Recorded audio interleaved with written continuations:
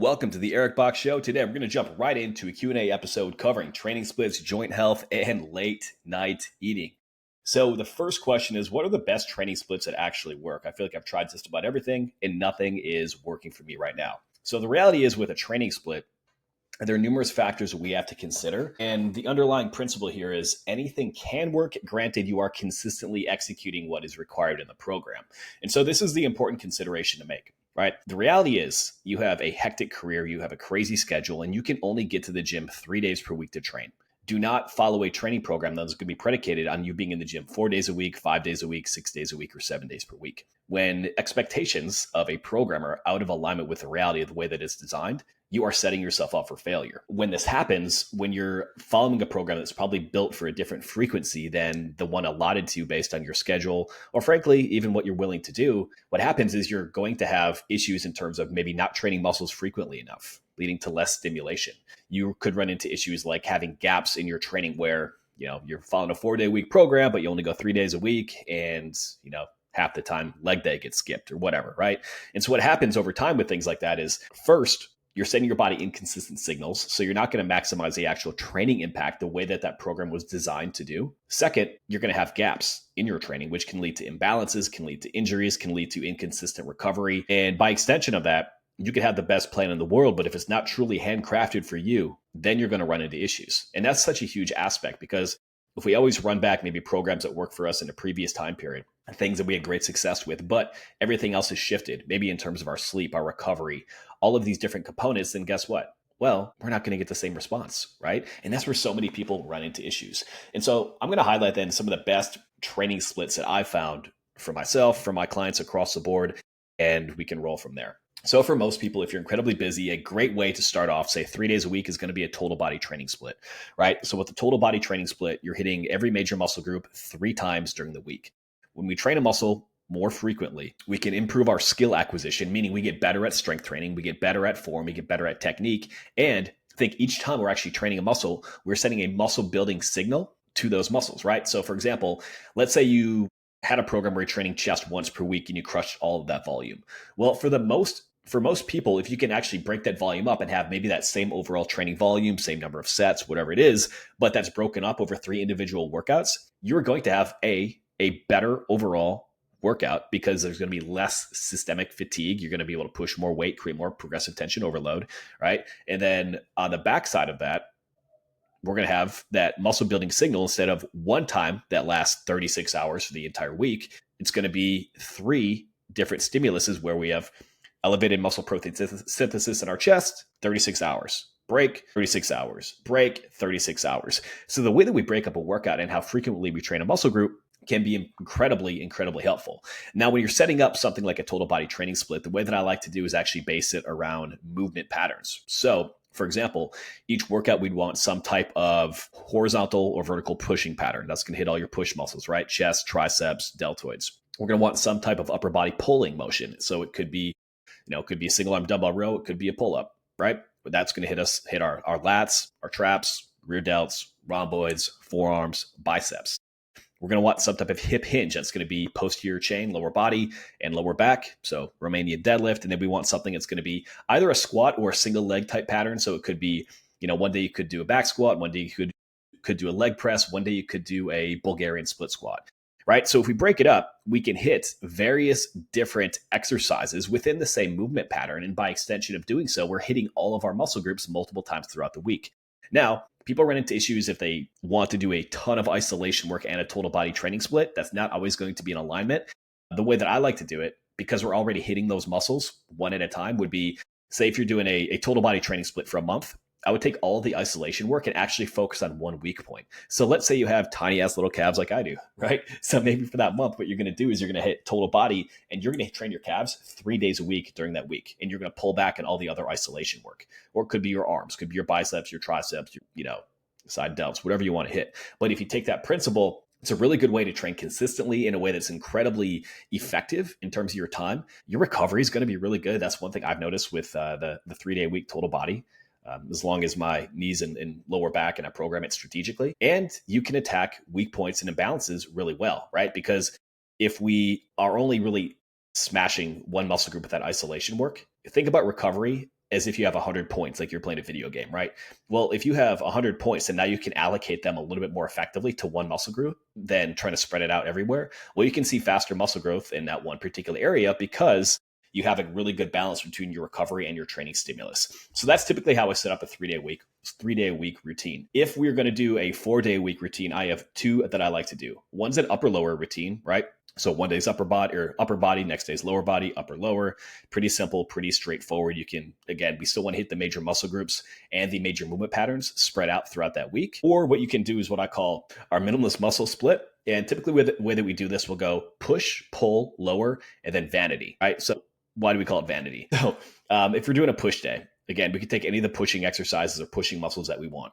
So it could be incline bench, overhead press, cable chest press, cable lateral raise, and a skull crusher. Very simple way, right? Lower body, obviously we're gonna hit all lower body things. A lot of times what I'll do here is I'll actually go, in terms of an order, I'll go pull on the first day. And so I'll have like a heavy Romanian deadlift in there, or a deadlift variation. And then I'll have like my pull-ups, my rows, bicep curls, stuff like that. Then I'll go into that push day, like I just described momentarily ago. And then I will have a lower body day. And the reason I'll do it that way is it allows me to hit my lower body twice by adding that RDL directly. It could be an RDL, could be a trap bar deadlift or a conventional deadlift on that pull day, because a lot of those exercises are going to hit the entire posterior chain. It lets me hit lower body twice during that week. And then if I have that vanity, that fourth day, that's a free day, right? And so if I have a free day, I'll get in the vanity day in a second. It allows us to train anything we want to be able to focus on a little bit more. Similar to how in the total body day I just previously described, we could have one muscle group that we really emphasize during that training block or that month. When it comes to that vanity split, essentially what you're doing here is following a push-pull lower body routine. And then that fourth day is whatever you need to do or spend a little bit more work and time on. And so it could be, all right, I want to spend more time on my arms. So it becomes an upper body day where maybe it's like close grip bench press, chin up, skull crusher, incline double bicep curl, hammer curl, and farmer's walks. That way we're training all of our upper body muscles. Again, we're getting, twice that training stimulation with that. And we're biasing those exercises directly towards your arms. And so again, you could pick whatever your weak point is. It could be, hey, it's summertime. You want to hit a little bit more work directly in your delts and your abs so you can really have that lean athletic physique. It could be, hey, it's winter. I want to add some size to my arms. Awesome. You can do that other option. So that gives you a lot of flexibility and a fun way to program directly. Now, if we start to getting to 5, 6, even 7 days a week, one important concept here is if we are training more frequently, typically what we have to do is we have to pull down the volume in each individual workout, right? Because again, we have to factor in how much recovery is going to take from each individual workout, because simply just training more without also having our nutrition, recovery, and all of those things coming with is what leads to injuries. It leads to a lot of issues that can come down the line. So what I typically like to follow is going to be a push-pull legs type split, because you can do PPL. Again, that's the abbreviation for push-pull legs, and you can do it multiple times per week, right? So let's say it's 6 days per week. You could go push Monday, pull Tuesday, legs, Wednesday, off, then push, pull legs on Friday, Saturday, Sunday. Simple way to do it, as long as you maintain the order.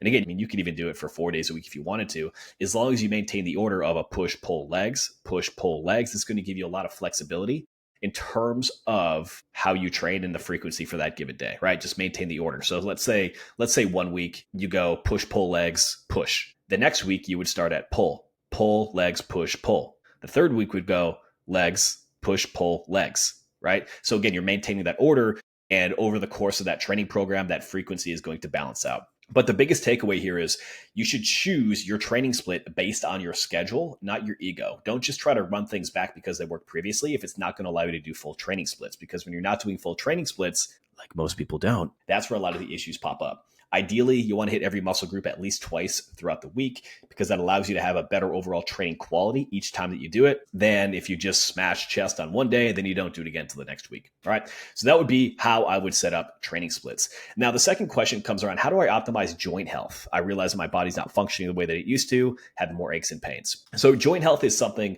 that can be very specific depending on what joint you're feeling. So you might need to make certain exercise tweaks. So I'm going to talk about a couple elements that cover an overall philosophy, and then you can apply that principle in a way that's most fitting for you. When it comes to joint health specifically, first, if we're choosing exercises that we cannot get into without compensating, we're going to run into issues. A very simple way of thinking about this is, can you take your hand, raise it directly overhead without it being in front of your body? Can you actually be in what we call the joint stack position? And so what that would mean, and you can do this right now as you're listening, well, it might look a little bit weird, but just go for it, right? Is there a straight line from your wrist, elbow, shoulder in alignment with your hip and with your ankle, your lateral malleolus of your ankle, right? So you like the Statue of Liberty straight up, or is that arm drifting forward? In a case like that, right, that would tell me that you do not have the prerequisite shoulder mobility to press overhead safely. Knowing that, doing overhead pressing is going to be something that's going to be a big pain in the ass when it comes to optimizing joint health. So again, a simple example of how your unique anatomy, your mobility restrictions are going to play a role in the exercises that you do choose and what's going to be best for you and for your joint health, right? And so I would really look at what exercises feel good, what feel off, what are my common injury points. And from that point, exercise selection is going to be the most important thing that you can do really for optimizing that joint health. I'll tell you personally that I no longer do a flat barbell bench press. Occasionally I'll hit a Smith machine, but now I have what's called a multi-grip cambered bar that I use, and that feels fine. Regular barbell bench press, my shoulder feels like shit for about 6 weeks at a time if I do it. I don't like it. It just kind of changed over the last couple of years after, had some injuries, 2 decades ago, but all of a sudden, things have started to shift on me a little bit there, right? So it's about finding that right exercise for your body and not getting so attached to your ego into what exercises you've done before, what looks badass, what you see on social media, or any of that. If something is causing pain, specifically sharp pain directly in the joint, it's a pretty good indication that something's not right and it might not be the right exercise for you. There are so many different exercises that you can choose because if we understand the underlying principle of movement patterns, then we can simply pick the variation that hits that movement pattern and we're in a good spot. So it could be you don't do a conventional deadlift anymore, but you do a Romanian deadlift or you do a single leg RDL, right? It might mean that you can't bench heavy anymore, but what you can do is you can go a 15-degree incline bench press. You can smash super heavy dumbbell presses, right? So don't get attached to what those particular exercises are and trying to, train like you're 23 when you're 43. It's just going to lead to a lot of issues. Focus on what's going to work for you there. Next, consider changing the order of exercises. So this goes back a little bit. I remember I participated in some research that was published way back when I was in college. We're talking like 2010, 2011. I don't even know if it's still out there. But we looked at exercise order and performance, right? And so from a performance standpoint, typical way that most programming is done is based on neurological demands. What that means is the exercises that are most neurologically demanding, require the most force output, and inherently typically cover the highest risk are done first. And so what that would mean would be, let's say you have an athlete, they're going to sprint first, jump second, heavy lift like a power clean third, and then would get into pure strength work before hypertrophy. Most of us aren't athletes, but you understand the idea. Those things have high risk, high speed, a lot of power, so on and so forth. That's done because as fatigue sets in, technique changes. And if you have highly technical things where technique goes out and they're done at a high velocity with high risk, the chance of getting hurt is pretty high. That's why I'm not a huge fan of CrossFit, at least for most people, unless you want to treat it like an extreme sport, knock yourself out. So for most people, what happens though is they will still take some of those key elements. And again, as you get older, it might not function the same way. So a classic way of doing it, and this is a way that I trained, again, for decades here, would be I would start with something explosive like a jump. And then I'd do like my heavy movement like a squat. And then as the workout would go on, we'd have higher rep ranges. We'd hit more, metabolic stress, aka the pump, and do more bodybuilding physique work. That can work really well. However, I found for me, especially after turning 35, I like to switch up the order just a little bit. And let me explain how it goes. The way that I do it now is I will go with I'll do a good warm up, and then I'll start with an isolation exercise. So lower body example, I'll do a hamstring curl. I'll do a hamstring curl because I pump my hamstrings full of blood. I get some blood flow in the back, my knees, and that helps for overall joint lubrication. Everything feels a little bit better, right? So I'll hit an isolation work there. My goal is not to destroy that muscle. I am training hard, but I'm not trying to get a crazy pump where I cannot perform anything from there. Second, I'll do a unilateral exercise. So I might do a split squat, a Bulgarian split squat, a step back lunge, whatever it is. That's going to help activate dormant muscle fibers and stabilizers that are somewhat undertrained when it comes to just doing bilateral exercises. And then I'll jump in to say my key lift for the day, which in this case could be a Romanian deadlift. It could be a squat variation, right? So that's going to help a little bit. Get a better pump, turn the lights on, hit my heavy lift, and then again, I'll continue on with some more hypertrophy focused work on the backside of that. That has made a big difference in how I really how I feel and how my joints are. Again, I'm not trying to set PRs. I'm not trying to, jump 38 inches anymore or do any of that stuff. So I can still train those qualities in addition. I can still weave those in during certain phases. But again, depending what your goals are, that might be a consideration you would want to make in terms of the way that you program. Number 3, focus on your training tempo. Right? So a lot of people will just lift to hit the reps. So what I want you to think about is imagine you're doing a bench press, right? So, and you're just trying to hit 10 reps. It's 1, 2, 3, 4, 5, 6, 7, 8, 9, 10. It might take you 20 seconds. Well, if you change up your training tempo, you are adding a ton of time under tension. So let's think about that same bench press for a second. Let's say now your training tempo is what we call a 3-1-1-1 tempo. It would be 1, 2, 3, lowering, 1 second pause, 1 second up, 1 second pause at the top. Now you've proactively slowed that rep down where each rep takes 6 seconds. You're doing 10 of them. That's 60 seconds of time under tension.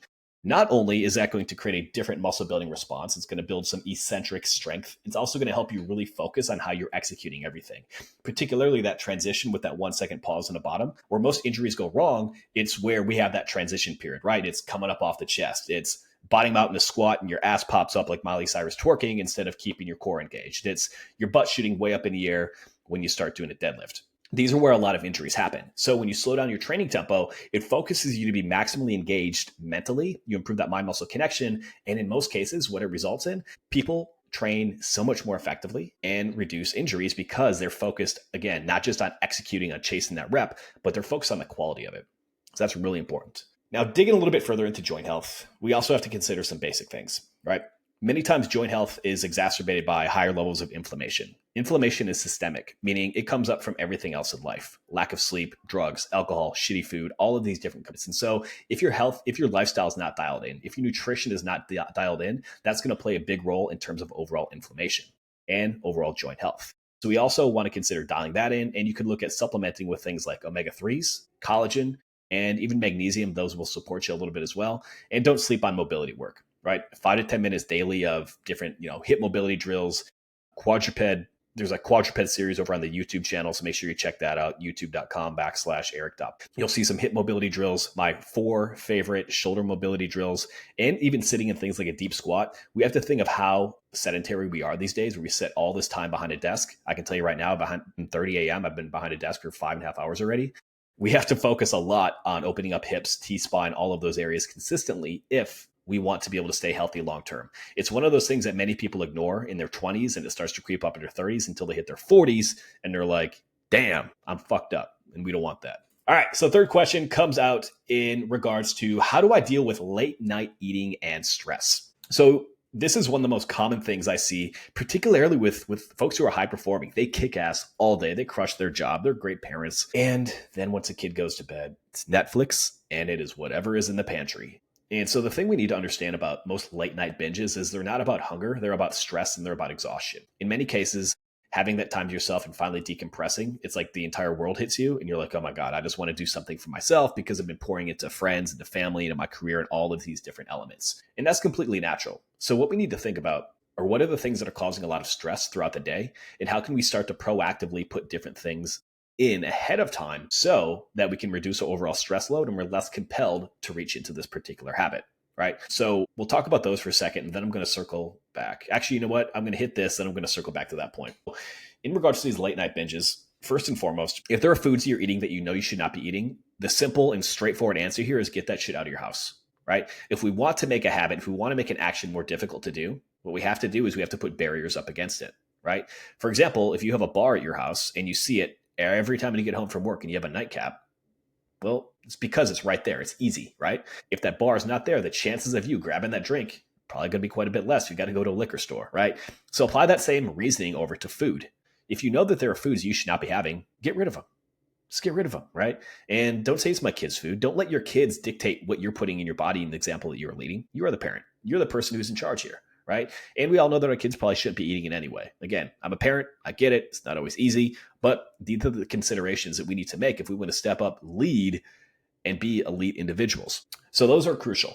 Now, if there are foods that you're eating, maybe they can be made a little bit healthier, right? So if you have a sweet tooth, maybe instead of reaching for candy, you have Greek yogurt with fruit and like protein powder. That's something I'll do on a regular basis. I'll take some like 000 Oikos 000 yogurt. I'll throw a little bit of chocolate protein in there and, some raspberries or whatever. Boom. Ow.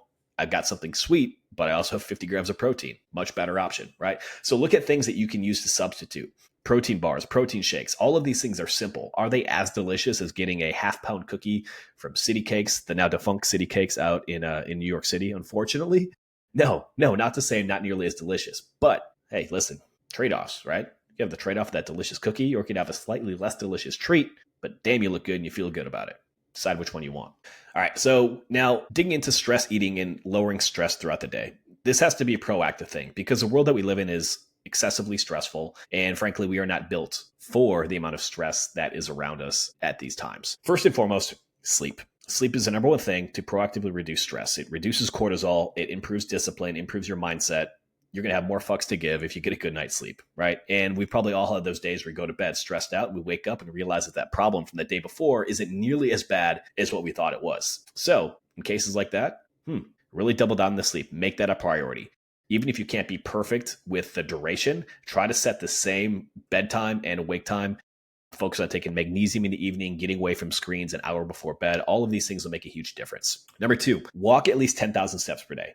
Now, I'm not saying this from a calorie burn perspective. I'm saying it from my personal experience that my mindset, my stress levels, the more steps I get throughout the day, the better I feel. Meaning I will get done with this podcast here and I will go on a 15-minute walk, right? I went on a walk earlier this morning with the dog and I'll sneak in a couple other ones. I'll even sneak calls in while I'm on walks, right? Anything you can do to get more steps, to get more active, to get outside, to get sunlight is going to be something that's going to dramatically help you when it comes to improving overall stress and resilience. Third, get off your damn phone. Let's be real here, right? All these phones, they're just as addicting as a Las Vegas slot machine, if not more, because all of the information, whether it's relevant or not to our lives, is available at the touch of a button on a damn screen.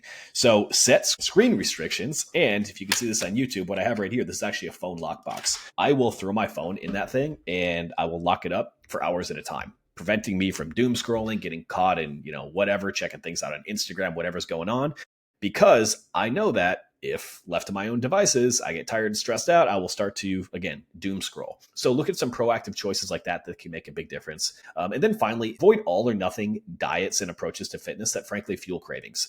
One of the things we have to understand here is that the more aggressively we diet, the more aggressive the cravings are going to be on the back end. So if you have somebody who, was doing 75 hard, they're barely eating, and then they get to the end of the night and then they have cravings, like, yeah, no shit, right? Like you're dramatically underfueling your body.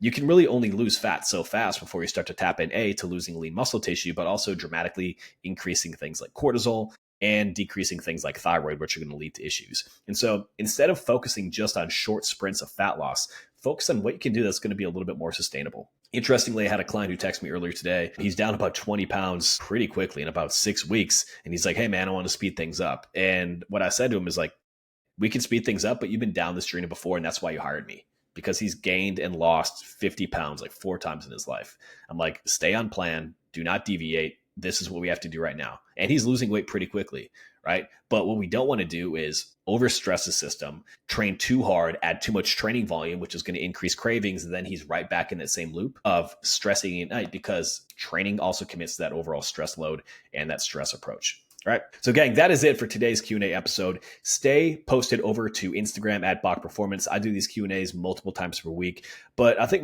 most importantly, right, one of the best things you can do to dial in across the board is to get lean, get healthy, get jacked. And so right now, if you go over onto Instagram and send me a DM with the word fat loss, what I'm going to do is I'm going to send you a copy of our cyclical shredding fat loss guide. This is going to eliminate the guesswork on what you need to do to maximize fat loss, but also give you a plan that's going to allow you to fit some of your favorite foods in there, have higher carb days, lower carbohydrate days, which allow you to build some lean muscle, keep body fat at gain, and really maximize your performance. So check that out over on IG. Send me that DM. And again, if you found a lot of value in this, please share this episode, whether it's on YouTube, whether it's on IG or anywhere else, so we can continue keeping this free of all the marketing bullshit and all of the commercials that you would probably fast forward anyway. All right. Thanks a lot, gang. I'll talk to you soon.